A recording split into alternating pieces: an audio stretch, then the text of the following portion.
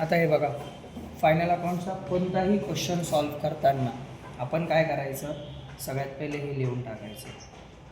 To opening stock, to purchases less returns. इथं दिली dash, इकडे लिहिलं by sales less returns. Okay. आता जेव्हा मी 2 लाईन अशा इकडे क्रॉस टॅली मार्क्स करतो आहे, याचा अर्थ काय, या लाईनच्या वर कोणतं अकाउंट आहे, ट्रेडिंग अकाउंट. लाईनच्या खाली काय राहणार आहे, P&L. आणि इकडे जे बनलेलं आहे ते काय आपलं बॅलन्स शीट. ठीक आहे.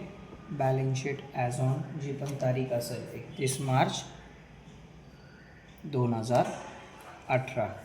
इकडे पण लिहिताना इन द बुक्स ऑफ, इथे जे काही नाव असेल ते नाव लिहायचं, ओमकार.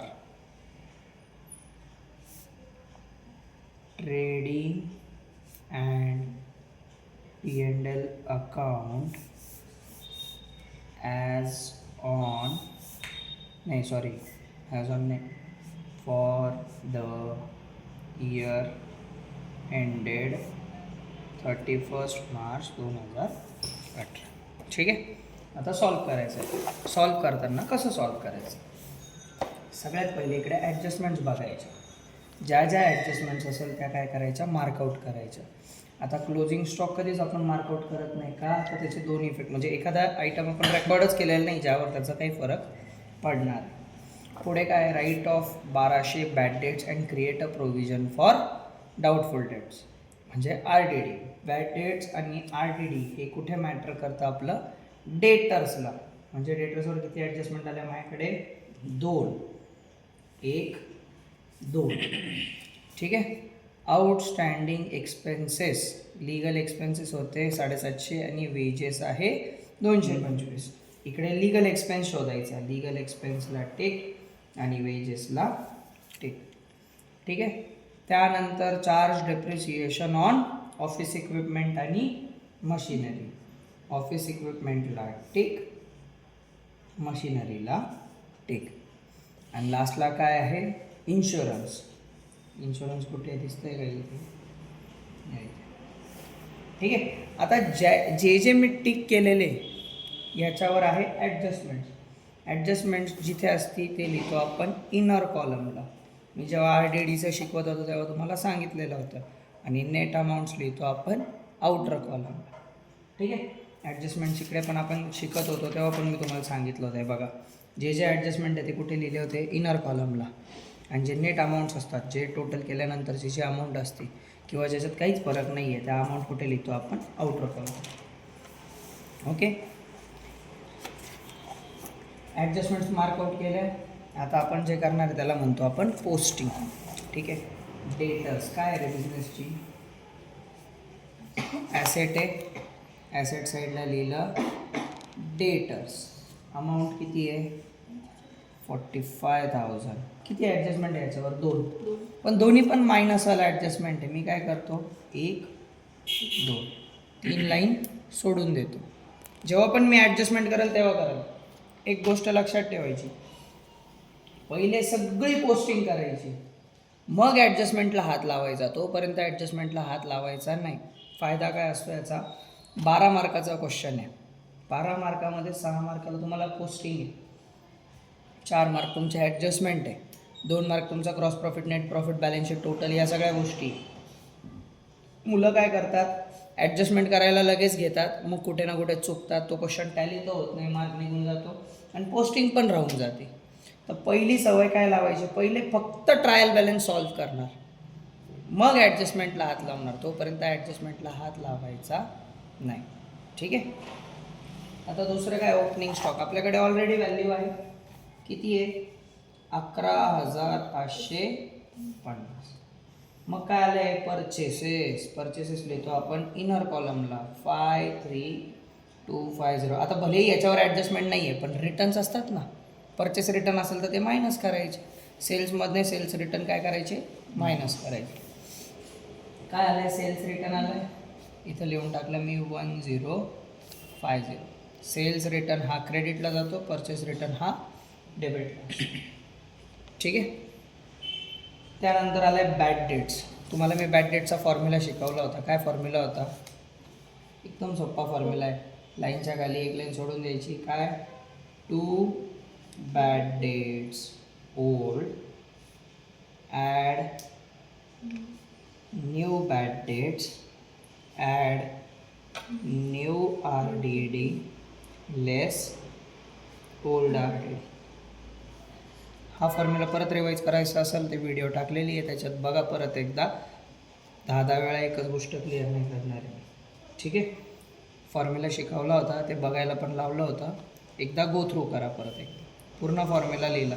तेव्हा तुम्हाला सोपी गोष्ट सांगितली होती.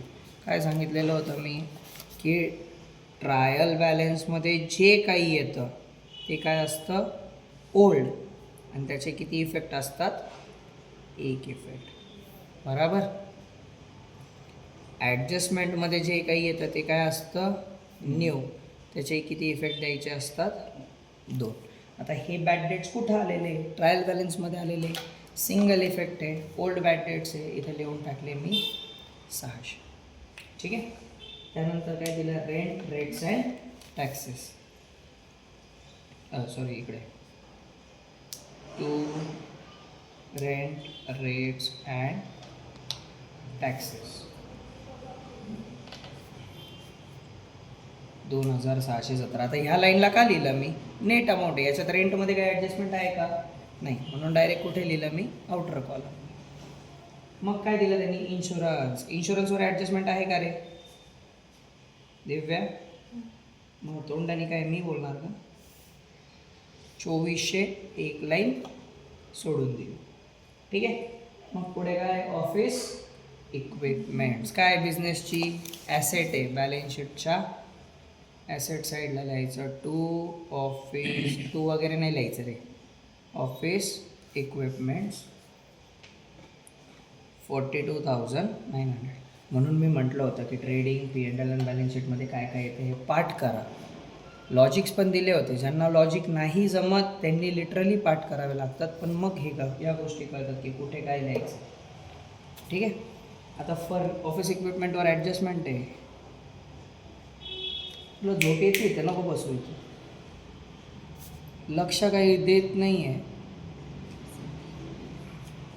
42,900. ठीक आहे. नेक्स्ट आहे फर्निचर्स अँड फिक्चर्स.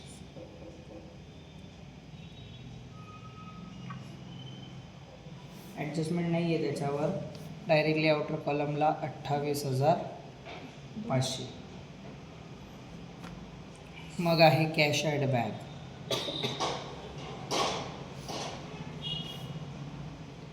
32,280. मग दिलं आहे लिगल एक्सपेन्स, P&Lला येईल आणि ॲडजस्टमेंट पण आहे त्याच्यावर. 2 लिगल एक्सपेन्स 3,000. सॉरी, ॲडजस्टमेंट आहे,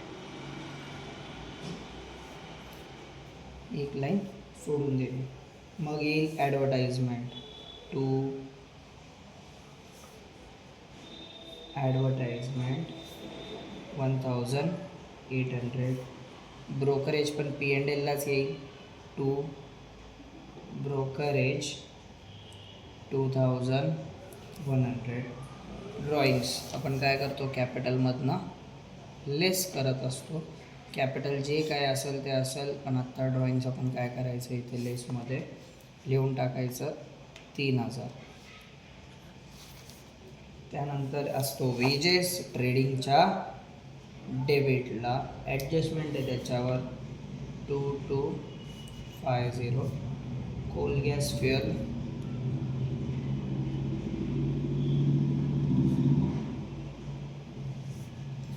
1800. आणि लास्टला मशिनरी ॲडजस्टमेंट आहे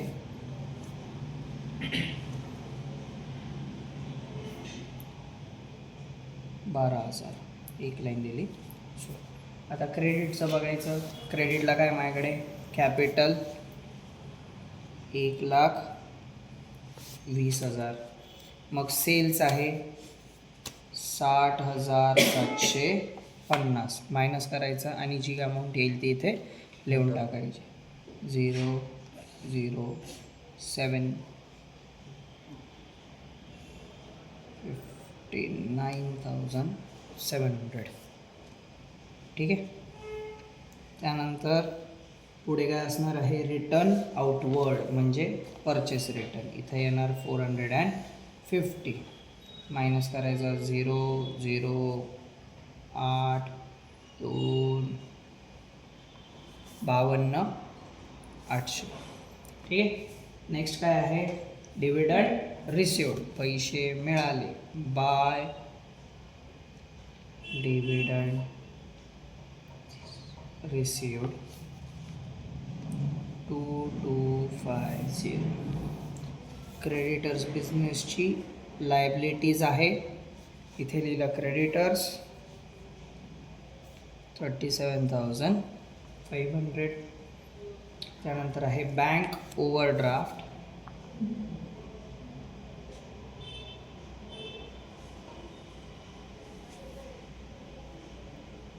24,000. आणि RDD ट्रायल बॅलन्समध्ये आलेली RDD ही ओल्ड RDD असते, इथं लिहून टाकायचं 1200. ठीक आहे. अशा प्रकारे सगळी पोस्टिंग झाली. आपण आपले 6 मार्क सिक्युअर केले.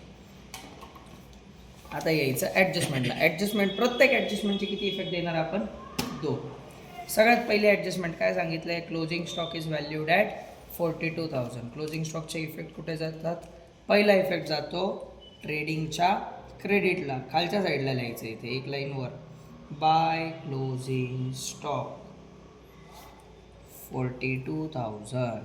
सेकंड इफेक्ट कुठे जाणार, बॅलन्स शीटच्या ॲसेटला, स्टॉक इन ट्रेड. नाही कळलं सरळ इकडं पण क्लोजिंग स्टॉक लिहून टाकायचं, चुकीचं नाही आहे, बिंदास लिहू शकतो आपण. ओके, 2 इफेक्ट झाले. मग पुढे काय, write off 1200 as bad debts. इथं एवढं शिकवलेलं होतं, किती लक्ष दिलं, काय दिलं, याच्यावर सगळं मॅटर करतं. मी काय सांगितलं होतं, डेटर्समध्ये पहिले ॲडचे आयटम आणि मग लेसमध्ये पण सिक्वेन्स काय राहणार, पहिले बॅड डेट्स मायनस होणार, मग RDD होणार आणि मग डिस्काउंट होणार. आता ह्या क्वेश्चनमध्ये तुम्हाला फक्त बॅड डेट्स आणि RDD आहे, तर पहिले काय मायनस होणार, बॅड डेट्स. किती आहे बॅड डेट्स, 1200, म्हणजे इथे किती येणार 43,800. ठीक आहे. इथे एक इफेक्ट दिला, ॲडजस्टमेंटमध्ये आलेलं असतं न्यूचे असतात 2, इथं पहिला आणि इथं न्यू बॅड डेट्स लिहिलं मी 1200. ठीक आहे.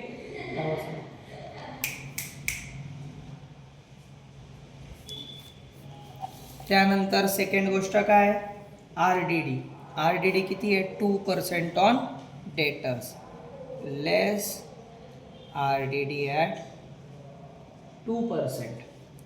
438. फोन दे रे, फोन दे, फास्ट होईल.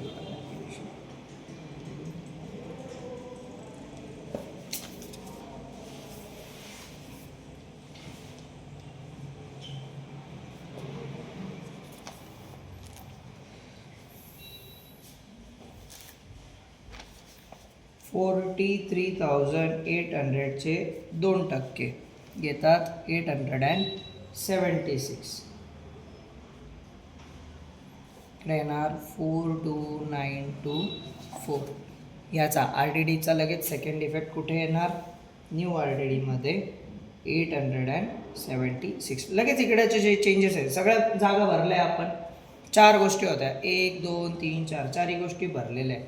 प्रेमाने आपण करून टाकायचं, 1800 अधिक 876 2676 मायनस हे मागची खालची RDD 1200 1476 आली नेट अमाऊंट आपल्याकडे. 2 इफेक्ट इकडे पण झाले. पहिली ॲडजस्टमेंट झाली, दुसरी झाली. तिसऱ्या ॲडजस्टमेंटला मी तुम्हाला शिकवलेलं आहे की आउटस्टँडिंग जे पण असेल ते आपण काय करतो, ॲड करतो, भले तो एक्सपेन्स असो किंवा इन्कम असो.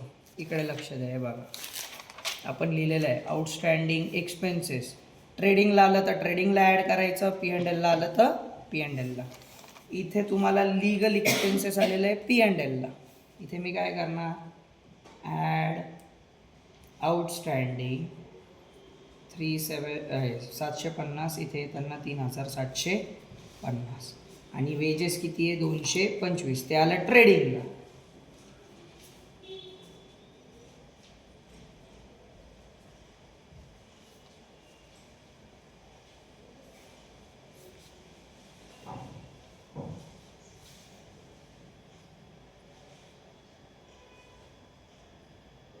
$2475 हा झाला फर्स्ट इफेक्ट. सेकंड इफेक्ट इकडे काय केलं आहे मी बघा, जे पण आउटस्टँडिंग एक्सपेन्सेस असतात, फर्स्ट इफेक्ट ॲड एक्सपेन्समध्ये आणि सेकंड काय बॅलन्स शीटच्या लायबिलिटी साईडला. प्रेमाने लायबिलिटी साईडला असं टायटल द्यायचा, आउटस्टँडिंग एक्सपेन्स, वेजेस आहे 225 आणि लीगल एक्सपेन्स आहे 750, 579. ठीक आहे, दोन्ही इफेक्ट झाले. फर्स्ट ट्रेडिंग किंवा P&Lमध्ये ॲड केलं, दुसरा बॅलन्स शीटच्या लायबिलिटी. आता चौथी ॲडजस्टमेंट त्यांनी काय सांगितले, डेप्रिसिएशन. डेप्रिसिएशन म्हणजे घसारा, कोणत्याही मशिनरी किंवा ॲसेटची व्हॅल्यू कमी होणं. त्यांनी आपल्याला इथं पर्सेंटेज दिलेले आहे. त्यांनी काय सांगितलं, सर ऑफिस इक्विपमेंट जो आहे तो लेस करा. कितीनी लेस करा, 2.5%नी. आणि मशिनरी जी आहे ती लेस करा ॲट 5%. ठीक आहे, 42,900चा 2.5% आणि मशिनरीचा 5%, तो येणार 600. इकडे येणार 11,400. 42,900 इंटू 2.5%, 1072.5 म्हणून मी इथे 1073 घेतो.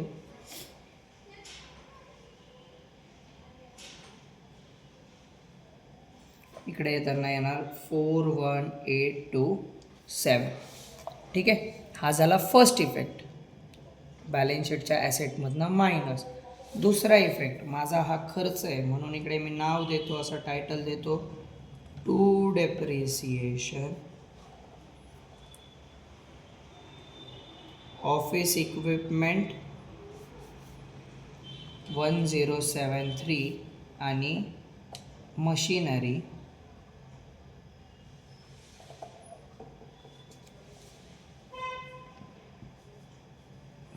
16,167. Last adjustment prepaid. प्रीपेड जेव्हा केव्हा असणार ते आपण काय करतो, मायनस करतो. त्यांनी सांगितलं इन्शुरन्स 900 हा प्रीपेड आहे. मी काय करणार, लेस प्रीपेड 600, म्हणजे ऑलरेडी पे केलेले, पण ह्या वर्षाचा आहे का, नाही पुढच्या वर्षासाठी.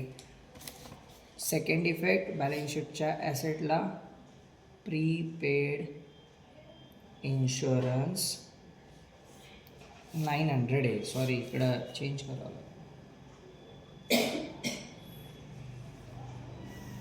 1500. ठीक आहे, सगळे ॲडजस्टमेंटचे डबल इफेक्ट दिले. 10 मार्कापर्यंत आपण पोचलो आहे. एखाद्याला वाटतं आहे नाही माझ्याकडे टाईम नाही आहे, टॅली नाही करायचं आहे, सोडून द्यायचं, 2 मार्कच आपण रिस्कला ठेवतो आहे, पण 10 आपण परफेक्ट केलेलं आहे. आता सगळेच आउट ऑफ जर घेऊन यायचे, आपण काय करणार, अकाउंट्स क्लोज करायचे. इकडे लक्ष द्यायचे, काल तुम्हाला डाऊट्स येत होते. सोपं आहे, एकदम सोपं. आता मी कॅल्सीवर करतो आहे कारण आपल्याला व्हिडिओ जास्त लांब नाही करायची. डेबिटची टोटल घ्यायची, क्रेडिटची टोटल घ्यायची, जी पण टोटल मोठी असेल ती दोन्ही साईडला लिहायची. आता इकडे डेबिटचे टोटल क्रेडिटचे टोटल घेऊ पहिले, 59700 प्लस 42,000, 1,01,700. इकडचे टोटल किती येते, इथे मी आत्ता तात्पुरतं लिहून ठेवतो रफमध्ये, 101,700. इकडे टोटल किती येते, 11,550 प्लस 52,800 प्लस 2,475 प्लस 1800, 68,625. म्हणजे दोन्ही साईडला काय लिहिणार मी, क्रेडिटचे टोटल. मी काय करतो, 101,700 101,700. आता दोन्ही साईडला टोटल लिहिली 101,700. म्हणजे माझा प्रॉफिट झालेला आहे 33,705. ह्या प्रॉफिटला नाव देऊ, ट्रेडिंगला जो प्रॉफिट येत असतो त्याला म्हणतो आपण ग्रॉस प्रॉफिट. ठीक आहे, to gross profit carried down. हाच प्रॉफिट इकडे घ्यायचा. आपण जी एक लाईन सोडली होती ना, इथे लिहायचं by gross profit brought down. जे फक्त कॉपी करतात त्यांना कळणारच नाही की कुठून आलेलं आहे. हा बॅलेन्सिंग फिगर आहे, कळलं. हे सगळं कॅल्क्युलेशननी येणार आहे. हा आकडा हा तुम्हाला ट्रायल बॅलन्समध्ये किंवा कुठं दिलेला नसतो. हा जेव्हा तुम्ही क्रेडिटच्या टोटलमधनं डेबिटचे टोटल मायनस कराल तेव्हा तुम्हाला भेटणार आहे. ठीक आहे, दोन्ही साईडला लिहिलं, ग्रॉस प्रॉफिट आला. सेम प्रोसेस आपल्याला नेट प्रॉफिटसाठी करायची.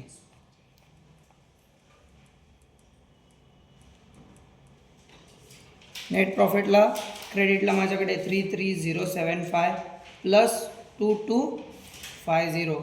किती टोटल आहे, 35,325. आता डेबिटची बघू किती येते.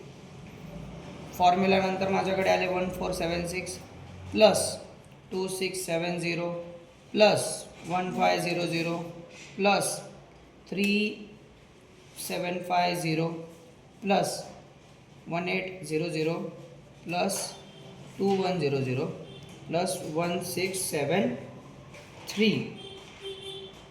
अशी 14,969 ही टोटल आली. म्हणजे दोन्ही साईडला मी क्रेडिटचे टोटल लिहिणार 35,325 35,325 मायनस 35,325 20,356. हा जो आलेला आहे प्रॉफिट. डेबिटला जर बॅलन्स आला तर प्रॉफिट, क्रेडिटला आला तर लॉस. याला आपण म्हणतो नेट प्रॉफिट. काय म्हणतो, नेट प्रॉफिट. इथे लिहितं net profit transfer to capital account. हा कॅपिटल अकाउंटला मी काय करतो, ट्रान्सफर. प्रॉफिट आला आहे म्हणून कॅपिटलमध्ये होणार ॲड नेट प्रॉफिट 20356. इथे 117, 1,20,000 मधनं 3,000 गेले, 1,17,000. इकडे टोटलमध्ये लिहिताना 653 7 7 2 प्लस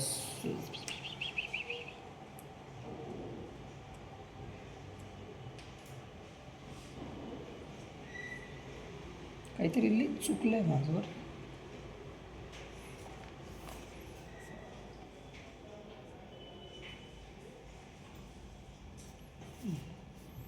बरोबर होतो 137,356. झालं. आता लास्टला काय, यांची दोघांची टोटल करायची. ही जर टोटल दोन्ही साईडची सेम आली तर आपला आन्सर बरोबर आहे. 137,356 plus 37,500 plus 24,000 plus 975 199,831 42924 plus 41,827 plus 28,500 plus 32,280 plus 11,400 42,000 plus 900 199,831. जर दोन्ही साईडची टोटल सेम आली तर आपला आन्सर बरोबर आहे. अशा प्रकारे करायचं. लक्षात एकच ठेवायचं, ट्रायल बॅलन्समध्ये जे येतं त्याचा एक इफेक्ट, ॲडजस्टमेंटमध्ये जे येणार त्याचे 2 इफेक्ट. ठीक आहे, क्लिअर आहे, चालतं.